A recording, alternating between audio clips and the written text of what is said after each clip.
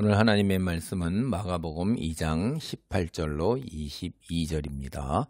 새 포도주는 새 부대에. 이제 이런 말을 많이 들어봤을 거예요. 그 예수님 당대에 우리가 앞서 살펴본 것처럼 세리들은 율법적으로 부정하게 간주되었어요. 그래서 이제 사람 취급을 거의 못 받은 거죠.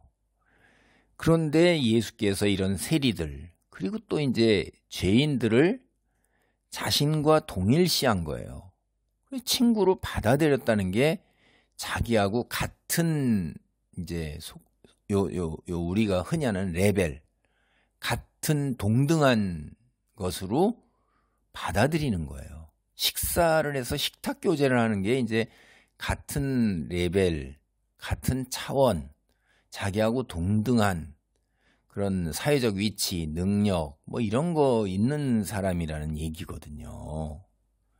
그러니까 이런 행동이 당시에 이제 관습에서 볼 때, 사회적 풍습에서 볼 때는 충격이에요. 받아들일 수가 없는 거거든요. 이 바리새인들은요, 율법을 보면은 백성들도 그러니까 다 바리새인의 가르침을 따라서 부정한 자들, 율법에 부정한 자라고 나온 사람들이 있잖아요. 그런 사람들이 이제 세리와 몸 파는 여자들이나 뭐 이렇게 혹은 살인, 강도, 거짓말하는 사람, 또 혹은 뭐 죽은 사람들, 시신을 만지는 이런 사람들을 교제하지 않는단 말이에요. 그 부정한 것을 제하기 위해서 해야 될 절차가 있어요. 그런데 이렇게 직업적으로 그렇게 사는 세리나 죄인들은 이거는 회복될 수가 없는 겁니다. 근데 이 예수님의 이런 행동이 우리가 사람이 다 이렇게 구분 짓잖아요. 내가 학벌, 지연, 사회적 위치, 권세, 뭐 직업, 종교, 성별, 노소 이런 거 모든 걸 가지고선 서로 구분 짓는단 말이에요. 그러니까 차별하고 그리고 소외시킨단 말이에요. 그러니까 예수님의 행동이라는 것이 바로 그런 거를 넘어서는 행동이에요. 구원자로 행동하신 겁니다. 메시아가 구원자라는 뜻이잖아요. 근데 의사는 병에 감염되지 않고 일반적으로 병을 고칩니다. 의사가 병에 감염되면 죽죠, 당연히. 예수께서 보면 죄에 물들지 않아요.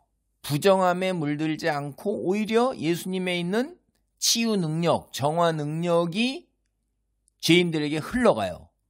그 죄인들이 정화되고 깨끗하게 되고 고쳐지는 거예요, 이게. 그러니까 출애굽기 15장 26절에 의하면 출애굽기 15장 26절 오로지 여호와 하나님만이 이런 능력을 행하는 이스라엘 백성의 치유자이세요. 그래서 이제 유대인 역사학자 필로라는 사람이 이런 사람 이름은 이제 알아놓아도 돼요. 우리가 그 성경 문헌 가져오고 이해할 때 이 유대인 역사학자 필로 이 사람의 문헌도 배경으로 많이 봐요. 여호와를 뭐라고 그러냐면 영혼의 질병의 유일한 의사 이런 사람으로 묘사를 한다 이 말이에요. 인간 영혼을 치유할 수 있는 유일한 의사가 누구예요? 여호와. 그러니까 이런 내용을 배경으로 하면 지금 세리와 죄인들과 식탁 교제하면서 그들을 치유하는 사람은 누구예요? 예수님이. 이스라엘의 여호와 하나님이시란 말이에요. 예수님이 여호와이세요. 그냥 나오는 이야기가 전하는 게 아니에요, 이게. 우리는 이제 시대가 2000년도 더 올라왔으니까 이런 얘기에 대한 거의 이해가 없죠. 당대 사람들이야 구약 성경하고 문화적 풍습에 다 아는 거니까. 이런 이야기가 딱 전하는 게 뭐냐? 예수님이 여호와시다. 금방 알아요, 다. 그리고 이제 곧 이어서 예수님께서 뭐라고 그러시냐면 나는 의인을 부르러 온 것이 아니라 죄인을 부르러 왔다. 이렇게 얘기해요. 그러면 이거를 무슨 말로 이해할래요, 여러분? 나 의인, 도덕 윤리적으로 깨끗하게 살았어. 하나님 말씀을 따라 살았어. 그런 사람은 예수님이 팽개친다는 얘기예요? 관심도 없다는 얘기입니까? 그러니까 여러분이 예수님이 하시는 말씀, 성경의 이야기가 뭐죠? 문학작품이에요. 비유와 상징과 은유, 놀라운 기교, 도대체 이게 뭘 전하고자 하는 거냐 하는 거죠. 이거는 하나를 강조하기 위해서 다른 하나를 부정하는 예수님의 표현법 중에 하나예요. 예수님이 충격요법 뭐 엄청난 얘기들을 많이 하세요. 그냥 뭐 눈 뽑아라, 손 잘라라 이러면 정말 눈 뽑고 손 자를래요? 그런 얘기가 아니에요. 그게 충격요법입니다. 그 정도로 대단하다는 거예요. 무서운 거라는 거예요. 그러니까 여기 지금 죄인을 강조하기 위해서 의인을 부정하는 이런 수사기법, 표현법을 사용한 거예요. 근데 이게 여기 한 번만 그러냐? 아닙니다. 창세기에도 나오고 출애굽기에도 나오고 예레미야에도 나오고 마가복음, 요한복음 이 성경 여러 곳곳에서 다 나와 있습니다. 제가 일일이 다 언급 안 하겠어요. 예수님의 사역, 모든 사람을 위한 사역이에요. 예수님이 뭐라고 그랬어요? 한 마리 양을 찾았는데 나머지 99마리 양을 버려요? 아니잖아요. 100마리를 채우시잖아요. 다 그거를 그 잃어버린 한 마리 양까지 99마리 양은 당연히 보살피면서, 그러니까 예수님께서 죄인들하고 식탁교제, 세리들하고 식탁교제 행하신다. 그들을 치유해서 뭐 하는 겁니까 지금 이게? 여러분이 이 말은 꼭 외워놔야 돼요. 새 출애굽. 이 예수님 당대 사람들, 이거 유대 사람들 당연히 다 알아요. 이거 구약 성경 아는 사람은 새 출애굽을 시작하시는 거예요. 그걸 드러내시고 보여주시는 겁니다. 그러니까 구약 성경에 뭐라고 돼 있냐면 예언이 선지자들이 종말에 세상 끝나는 날, 여호와의 날, 다윗의 후손 메시아를 보내서 이스라엘을 회복시키겠다. 그러니까 이스라엘 너희가 하나님 말씀에 순종하지 아니하고 하나님을 거부하고 세상으로 자기 소욕을 채우기 위해서 우상 숭배로 나갔는데 그에 대한 죄값은 치러야 된다. 심판을 선언하셨잖아요. 선지서가 다 무서운 심판이잖아요. 진노의 심판. 그 사랑의 하나님이 그렇게 오랜 세월을 기다리면서 그냥 끌어안으려고 얼마나 했어요. 그러나 죄악이 목에 찼을 때 노아의 홍수처럼 가나안 지역에 있는 사람들의 죄악이 때가 찼을 때, 목까지 이르렀을 때, 그때 기다리시는 거예요. 그때까지. 그때 더 이상 하나님이 딱 심판을 하시죠. 지금도 마찬가지예요. 종말이 왜 이렇게 안 오냐?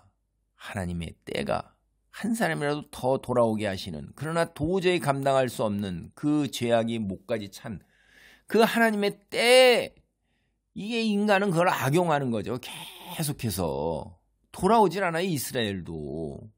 그때 심판 이후에 다윗의 후손 메시아가 오셔 이스라엘을 회복시킬 거다. 그렇게 지금 예수님이 오셔서 그 구약 성경의 예언이 성취되고 있다는 거예요. 그 얘기를 하는 거예요. 예수님께서 세리들하고 죄인들 식탁교제하는 게, 그러니까 하나님이 다스리는 나라를 하나님 나라예요. 하나님이 왕이세요.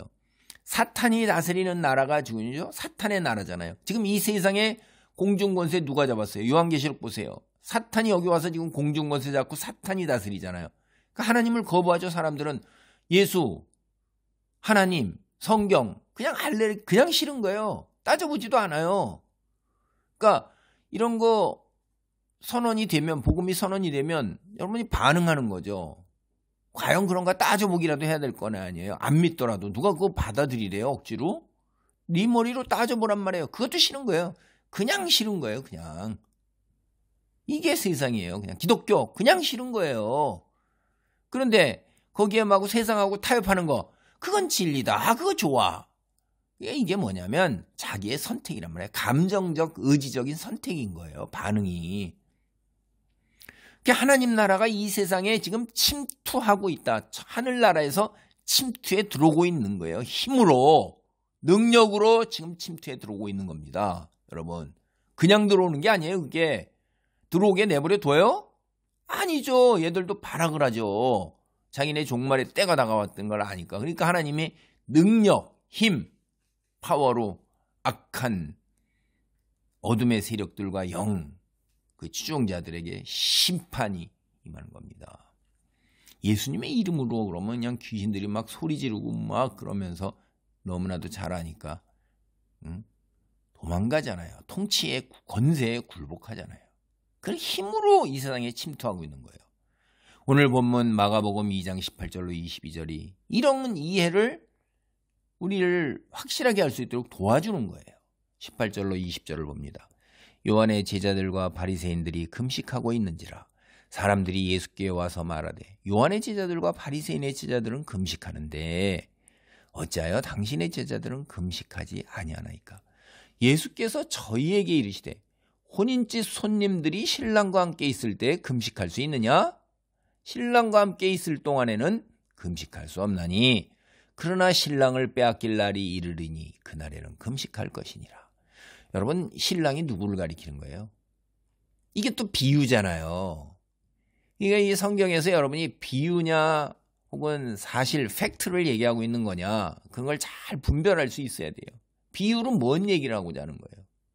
금방 다 여러분 이제 이해할 거예요. 이게 문맥. 초등학교만 나왔어도 이게 무슨 얘기인지. 예수님하고 함께 있을 동안에는 금식 안 한다는 거죠. 근데 예수님하고 함께 있지 않게 된다 이 말이에요. 그때는 금식한다는 거죠. 이제 이 금식이라는 것이 뭐냐면 속죄를 준비하는 회개의 행위예요. 구약 성경에. 그러니까 유대인들은 금식한다. 그러면 자기의 죄를 회개하는 겁니다. 이스라엘의 지금 회복을 준비하는 행위가 유대인들에게 금식이에요. 왜냐하면 자기네 죄로 인해서 바벨론 포로 이후에 이제 멸망한 다음에 우리의 죄로 인해서 멸망했구나. 그러니까 우리의 죄를 회개하겠다. 그래서 금식을 선포하고 금식을 자주 하는 겁니다. 그렇게 해서 여호와 하나님이 빨리 이스라엘을 회복시킬 거를 고대하는 거예요. 예수님 당대에도 나라가 없잖아요. 그때. 그거 얼마나 처참하게 살아요. 멸망한 이후로 나라를 못하면서 다 흩어져서 전 세계 곳곳에서 박해도 얼마나 많이 받는데 뭐 2차 세계대전 때 박해 그 이전에 어마어마하게들 박해 받으면서 삽니다. 그러니까 금식을 자주 한단 말이에요. 우리를 구원하고 회복시키시옵소서 하고 그게 조금 더 빨리 도래하는 게 이런 게 이제 회개의 표현이었단 말이에요. 이들이. 그래서 근데 우리가 마가복음이나 복음서를 보면 하나님의 아들 예수 메시아께서 금식을 하셔요? 아니에요. 자신을 희생제물로 하는 영원한 효력을 드린 단 한 번의 제사, 속죄제사, 인류의 죄를 위한 속죄제사를 드려요. 십자가에 돌아가시는 게 대속적 죽음이잖아요.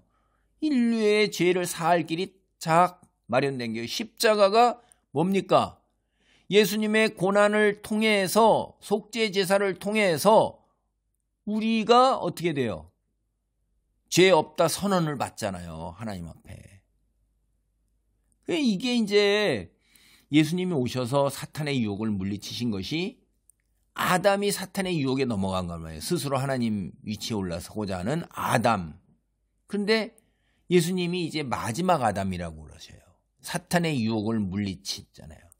그러니까 이제 인간의 육체로 오셔서 사탄의 유혹을 물리치고 사탄을 패배케 한, 사탄에게 승리한 그 십자가를 통해서 우리가 십자가를 바라보고 있으면 마치 모세가 광야에서 불뱀을 든 것을 바라보기만 하면 어떻게 했어요? 뱀에게 물려서 그 고통 속에 있었던 뱀의 포로, 뱀에게 매여 있단 말이에요. 얼마나 그 고통스럽습니까, 독에. 우리가 사탄에게 매여 있는 거예요. 사탄의 포로예요. 사탄의 밑에서 사탄의 지배를 받아요. 고통 속에서, 죄 속에서 헛걱거리며 사는데 예수님의 십자가만 바라보면 거기에서 우리가 해방되는 거예요. 이게 해방되는 게 뭐죠? 해방이 포로에서 풀려나는 게 그게 새 출애굽이라 이 말이에요. 왜? 출애굽이 바로에게 매여서 포로되어서 종으로 살았던 데에서 하나님께서 이끌어내시잖아요. 모세를 통해서. 그럼 지금 여기엔 누구예요? 모세가. 예수님이에요. 예수님이 어떻게 이끌어내세요? 자신의 희생을 통해서, 십자가를 통해서 우리를 십자가를 보고 믿습니다 하면 우리는 어떻게 돼요? 그 통로를 통해서, 고백을 통해서 이제 하나님 나라의 백성이다, 너 죄 없다, 이렇게 선언이 되잖아요. 법정에서, 심판대 앞에서. 그러니까 금식이 필요해요, 안 해요? 내가 금식해가지고서 내 죄가 없어지는 게 아니란 말이에요. 이스라엘 유대인들은 자기가 금식해서 자기 죄를 없애서 하나님한테, 구약 제사장들은 그거예요. 내 죄를, 자기들 죄를 짐승에게 전가시키고, 그렇게 해서 그 짐승을 죄 한 번 있을 때마다 그 짐승에게 전가시켜서 하나님이 죄 없다, 속죄했다라고 선언하시는 거잖아요. 그런데 이제는 하나님께서 직접 오셔서 자기 생명을 드리셔서 속죄 제사를 드렸고, 그래 우리가 그 사실을 인정하고 고백을 하면 죄 없다 이렇게 선언하시잖아요. 내가 금식해서 죄가 없다 선언됩니까? 아니에요. 내가 회개해가지고서 죄가 없다 선언되는 거예요. 예수님이 당신의 생명으로 우리 죄값을 십자가에서 피 흘려 돌아가시면서 속죄하신 거예요. 그래서 죄가 없는 겁니다. 내가 뭐 금식하고 내가 회개한다고 그래서 죄가 없어져요? 이거는 성경에 다 나오는 거예요. 구약성경에. 하나님께서 내가 내 죄를 도말하고 없애고 도말 아예 없애버린단 말이에요. 딱 델키를 눌러서 없애버리고 기억도 안 하시겠다. 이사야서 43장 25절입니다. 그러니까 하나님이 그렇게 하신 거예요. 여러분 잘 보세요. 자꾸 이 우리는 죄의 문제, 죄로 인해서 우리가 뭐 구원 못 받고 이러는 거 없습니다. 하나님께 향해서 싹 돌아섰으면 그 다음부터 이제 거룩한 성화의 과정이 있는 거고요. 자, 이제 19절을 보면 예수님께서 결혼식 잔치를 비유로 해서 대답하시는 거예요. 구약성경을 보면 이거 사실 구약성경이 이미 다 나와. 이게 당대 사람들 벌써 다 이해하고 여러분도 구약성경 읽었으면 알아요. 여호와가 누구예요? 이스라엘의 신랑이에요. 그 결혼은 여호와하고 여호와의 백성 이스라엘이잖아요. 언약 맺은 걸로 묘사되는 거예요. 여러분 우리도 결혼할 때 뭐예요? 서양식으로 결혼하는 요새 뭐 근거할 때 뭘 하죠? 서약을 하잖아요. 서약을. 그거하고 똑같은 겁니다. 그래서 이미 있던 풍습 속에서 이해할 수 있도록 이스라엘의 신랑 여호와. 그럼 선지서를 보면 특히 여호와하고 여호와 백성의 결혼 이미지가 뭐냐면 여호와의 백성인 이스라엘이 여호와만을 섬겨야 되는 거예요. 결혼해서 부부 사이에 서로 상대방을 굉장히 존중해야 되잖아요. 정결을 지켜야 되잖아요. 충절을 지켜야 되는 거죠.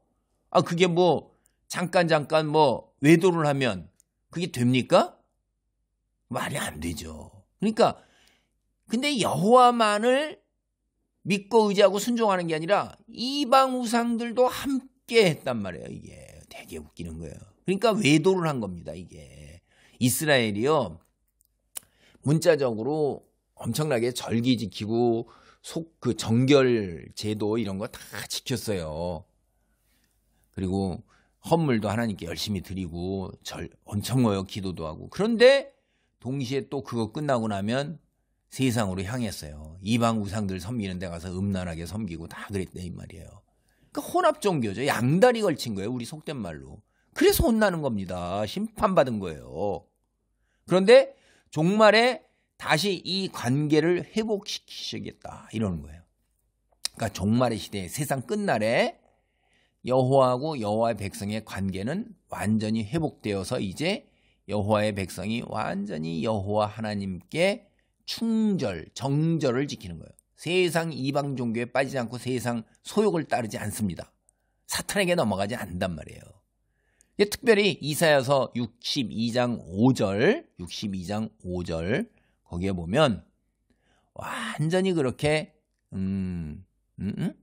이게 미래의 구원이 뭐냐면 여호와께서 이스라엘하고 결혼하는 거 여기에 비유를 해요. 마치 청년이 처녀와 결혼함 같이 내 아들들이 너를 취하겠고 신랑이 신부를 기뻐함 같이 내 하나님이 너를 기뻐하시리라. 이 이사야 62장 5이에요. 그러니까 이런 걸 배경으로 하면 결혼식 비유가 이게 뭐죠? 종말의 때가 온 거예요. 이제 구원이 오는 겁니다. 여기서 예수님께서 신랑 얘기, 종말의 비유 얘기하는 게 뭐예요, 이게? 종말의 때가 오는 거예요. 그 다음에 20절, 예수님께서 신랑을 빼앗길 날이 이른다. 이거 우린 뭔 말인지 금방 알죠.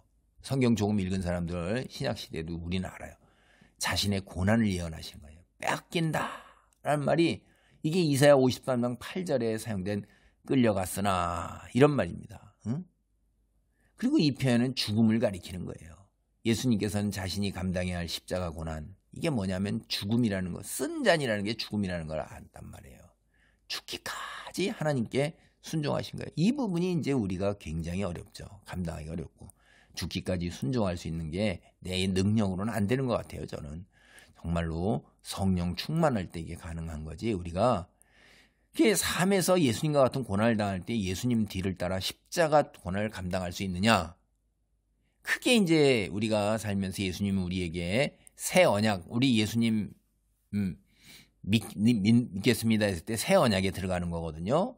그 새 언약 속에서 예수님이 덧붙이신 게 십자가의 각자 자기 십자가를 지고 내 뒤를 따르라. 그 다음에 믿음의 형제들을 뜨겁게 사랑하고 자신보다 낫게 여기고 섬겨라, 이런 거예요. 이 부분이 이제 굉장히 어렵죠. 정말로 어렵습니다. 저는 거의 불가능하다고 봐요. 근데 성령의 역사가 있을 때 예수님이 말씀하신 보혜사 성령을 보내어 도와주겠다. 이게 보혜사라는 게 돕는다는 얘기거든요. 그 이제 돕는 변호사 뭐 이런 거예요. 법정에서. 근데 이 보혜사 성령의 도우심으로 이게 우리가 가능한 겁니다. 그래서 예수님께서는 이제 자신이 잡혀가시는 날 이후에 제자들이 금식할 거다. 그런 거죠. 우리가 예수님의 제자들이 하는 금식이 새 출애굽을 가져오는 기능. 그러니까 구약에서는 금식이 회개하고 속죄를 받기 위한 기능을 했어요. 근데 신약에서는 안 그렇단 말이에요. 예수님은 당신이 해결해 놓으신 거예요. 여호와 하나님 말씀대로. 그냥 제자도의 관점에서 의미를 지닌 거예요. 예수님 뒤를 따라가는 제자라는 반응으로 하는 거예요. 절대로 죄를 처리하는, 속죄하는 기능을 하지 못합니다.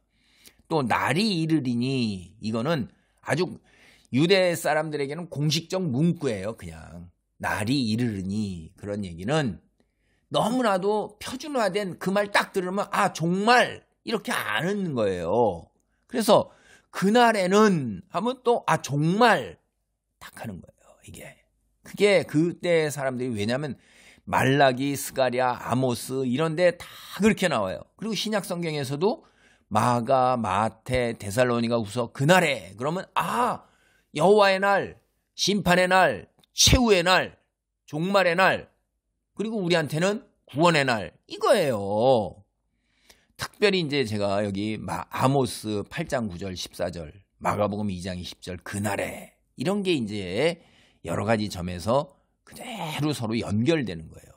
날들이 올 것이다. 금식, 사랑하는 자들로 인한 슬픔, 이런 것들이 아모스에서 주제로 나타내 마가복음이 이게 그대로 똑같이 나타나서 아모스 본문을 배경으로 할 때 더욱더 이거 마가복음에서 예수 그리스도의 죽음, 이걸 묵시적 종말의 사건으로 표현하는, 이게 끌어와서 사용하는 겁니다. 마가복음 2장 21절로 22절입니다. 생배의 조각을 낡은 옷에 붙이는 자가 없나니 만일 그렇게 하면 기운 새 것이 낡은 그것을 당겨 헤어짐이 더하게 되느니라. 새 포도주를 낡은 가죽 부대에 넣는 자가 없나니 만일 그렇게 하면 새 포도주가 부대를 터뜨려 포도주와 부대를 버리게 되느니라. 오직 새 포도주는 새 부대에 넣느니라 하시니라. 이 양털 있잖아요. 이거 한 번도 빨지 않은 새 양털 옷감 여러 차례 빨아 줄어든 헌옷에 기우고, 이 옷을 빨면 새 양털 옷감이 줄어들면서 헌옷을 잡아당겨 헌옷이 찢어진다는 건, 이거는 유목 사람들 여기 했기 때문에 우리는 잘 모르지만은 이건 다 익숙한 거예요. 그냥 다 한눈에 한 번 들으면 탁 아는 거예요. 경험적으로 아는 거예요. 그냥 살면서. 그거를. 그래서 이 헌옷의 찢어짐이다. 이거는요, 이 사람들도 금방 알아요. 뭔지 알아요. 전통적으로 종말이에요, 이게. 그러니까 우리가 금방 할 때 헌금이라는 말도 알죠. 그 다음에 세례라는 말 알죠. 성찬이라는 말 알죠. 회개라는 말 알죠. 세상 사람들이 이건 무슨 말인지 들어도 몰라요, 이게. 금식이라는 말이나 뭐 성찬, 세례, 회개 이런 말 들어도 모르는 건 모르지만은 이런 사람들은 딱 들었을 때 그거 금방 안다 이 말이에요. 유대 사람들은. 그래서 마가복음 14장 뒤에 가면 대제사장 가야바가 이제 자신의 옷을 찢어요. 이게 옛 종교의 형식이 이제 종말 끝난 겁니다. 이게 가야바 자신의 옷 다 찢어버리는 게. 아, 너희들 종교 이제 끝났어. 그리고 마가복음 15장 38절 가면 예수님이 돌아가셨을 때 그 성전 휘장이 쫙 찢어지죠. 옛 형식이 끝나는 거예요. 이게 새 형식이 시작되는 거예요. 그러니까 헌옷이 찢어졌다. 그럼 이제 새 시대가 되는 거예요. 예수님께서 죽음으로 인류의 죄를 대속하신 이후로 지성소의 휘장이 찢어져 개방돼서 누구든지 바라볼 수 있고 누구든지 직접 이제 제사장 없이 하나님께 나아갈 수 있다. 이런 걸 표현하는 거예요. 자, 예수님께서 이제 죄인과의 식탁교제가 죄인을 구원하기 위해 이 세상에 온 하나님의 아들 메시아가 행할 일이기에 정당한 것이다. 이렇게 밝히는 거예요. 자신의 식탁교제를 변호하고 그렇게 그 다음에 금식하지 않은 행동이 왜 정당하냐? 그걸 이제 이야기하잖아요. 이럴 때 이걸 서기관하고 바리새인들이 받아들이겠습니까? 자신들의 성경 이해에 고정된 관념으로 편견과 교만 때문에 안 받아들여요. 그러니까 예수님이 하는 이야기에 긴장과 갈등이 있는 거죠. 근본적으로 여기서 긴장과 갈등이 일어나는 겁니다. 종말의 때에 이루어지는 새로움. 근데 여전히 옛 시대에 기반을 두고 구약 성경에 근거해서 무언가를 해보려는 태도. 이게 양립할 수 있어요, 없어요? 여러분 보세요. 예수님하고 서기관하고 바리새인들 이게 양립이 되냐 이 말이에요. 성경을 바라보는데 양립이 안 되잖아요. 예수님은요, 해명을 하시면서 새 것과 옛 것, 이걸 두 가지 비유로 말씀하신 거예요. 이게 새 것과 옛 것을 같이 섞으려 할 때 다 파괴된다 이 말이에요. 첫 번째는 의복 비유예요. 새 양털이 헌옷 찢어버릴 거예요. 두 번째 비유는 뭐예요? 포도주용 가죽 부대예요. 새 포도주가 오래된 포도주 가죽 부대 터트려 버려요. 그러니까 새 포도주는 어떻게 돼요? 새 가죽 부대, 새 양털은 새 것으로 그걸 온전하게 다 짜야 되는 거예요. 오늘 말씀을 정리합니다. 오늘 본문을 마무리하는 새 포도주는 새 부대라고 예수님께서 외치신 것은 예수님께서 이 세상에 오심을 통해서 도래되는 새 질서, 즉 하나님 나라, 하나님의 다스림, 그거예요. 그리고 옛 질서, 사탄이 다스렸잖아요. 아담 타락 이후로. 사탄의 나라, 이게 양립할 수가 없다는 거예요. 그래서 우리는 예수님께서 이 세상에 오심을 통해서 이미 시작된 구약 성경의 성취가 이루어졌어요. 새 질서, 그 다음에 이제 무너지기 시작해서 완전하게 붕괴돼서 파멸로 끝날 옛 질서. 그러니까 하나님 나라와 사탄의 나라 이 사이에 서 있는 거예요, 지금. 우리가 신비하게도 이 두 가지가 공존하는 과정을 사는 겁니다, 지금. 여러분 스스로에게 반문해 보세요. 하나님의 백성으로서 마땅하게 있어야 할 삶의 자리를 잘 지켜나가고 있는지요. 기도하겠습니다. 할렐루야. 하나님 감사합니다.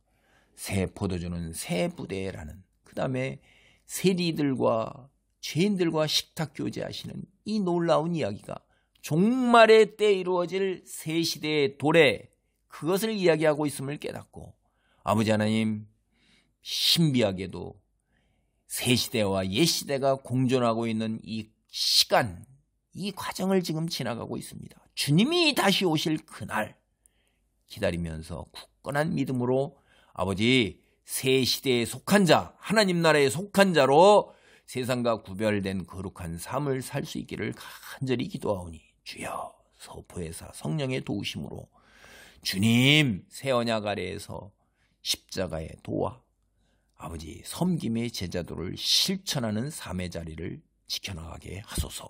예수님의 이름으로 기도하옵나이다. 아멘.